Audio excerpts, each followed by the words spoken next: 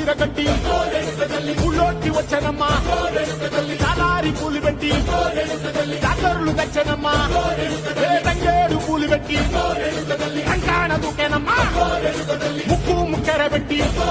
ముల్లోకాల నెలనమ్మా ముందార చూడంగా మున్నూరు కన్నులమ్మా ఎలికాల చూడంగా ఏనూరు కన్నులమ్మా సాధు శిస్తులంతా సాగిల పడ్డరమ్మా మహారాజు రాజులంతా మొగారిల్లిరమ్మా కోరిక కోరంగా రంగులు పూసినాము ఆశలు తీరంగా ఏసాలు వేసినాము